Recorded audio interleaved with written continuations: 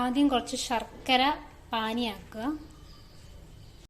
കട്ടിക്ക് കുറച്ച് പാൽ ഒഴിച്ചു കൊടുക്കുക. ഞാനിപ്പം തേങ്ങാപ്പാലാണ് ഒഴിച്ചു കൊടുത്തത്. നമുക്ക് any plant based milk healthy ആവാൻ വേണ്ടിയിട്ട് എനി പ്ലാൻ ബേസ്ഡ് മിൽക്ക് ഒഴിക്കാം, സോയാ മിൽക്ക് ഒഴിക്കാം, ആമണ്ട് മിൽക്ക് ഒഴിക്കാം, തേങ്ങാപ്പാൽ ഒഴിക്കാം. ഇഷ്ടമുള്ള മിൽക്ക് ഇതിനകത്തോട്ട് ആഡ് ചെയ്ത് കൊടുക്കുക. Ragi powder, cocoa powder, baking powder, baking soda എല്ലാം പലതവണ നമ്മളൊരു അരിപ്പ ഉപയോഗിച്ച് ഡ്രൈ ഇൻഗ്രീഡിയൻസ് എല്ലാം ഈ അരിപ്പയുടെ കുറേ തവണ നമ്മളിങ്ങനെ അരിച്ചെടുക്കുക. പ്രോപ്പറായ എയറേഷനൊക്കെ നടക്കാൻ വേണ്ടി നമ്മളിങ്ങനെ അരിച്ചെടുത്തത്. Coconut oil, vanilla essence, peanut butter എല്ലാം ആഡ് ചെയ്തിട്ടുണ്ട്. ഇനി നന്നായിട്ട് ഈ വെറ്റ് ഇൻഗ്രീഡിയൻസ് ഒന്ന് ഇളക്കി സെറ്റ് ആക്കട്ടെ. മെൽറ്റഡ് ഡാർക്ക് ചോക്ലേറ്റും കൂടെ അങ്ങ് ഒഴിച്ചു കൊടുക്കാം. അപ്പം ഇതാണ് നമ്മുടെ ഒരു കൺസിസ്റ്റൻസി. അപ്പം ഞാനിത് തന്നെ എൻ്റെ ഒരു എളുപ്പത്തിന് വേണ്ടി ഇഡലിത്തട്ടിലോട്ടാണ് അത് ഒഴിക്കുന്നത്.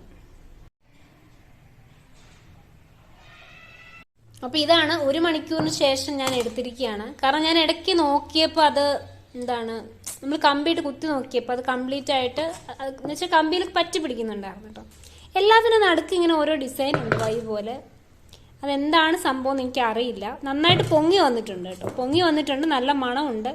ഇനി ഒന്ന് കഴിച്ച് നോക്കിയിട്ട് ഞാൻ പറയാം.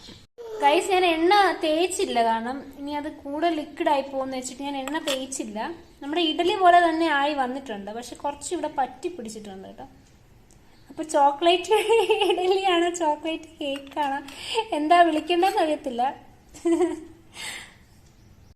ഗൗത എങ്ങനെയുണ്ട്? ഗൗത സൂപ്പറാ, താങ്ക് യു.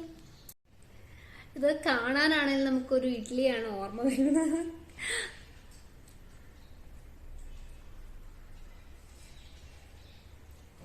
പെർഫെക്റ്റ് ആണ്, നന്നായി വെന്തിട്ടുണ്ട്.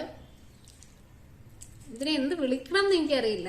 കേക്ക് എന്നാണോ, ചോക്ലേറ്റ് ഇഡ്ഡലി എന്നാണോ, മഫിൻസ് എന്നാണോ? നന്നായിട്ടുണ്ട്. ഓവർ മധുരം ഇല്ല.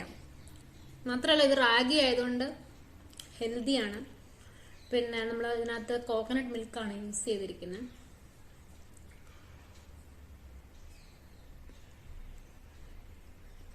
ഗുഡ്.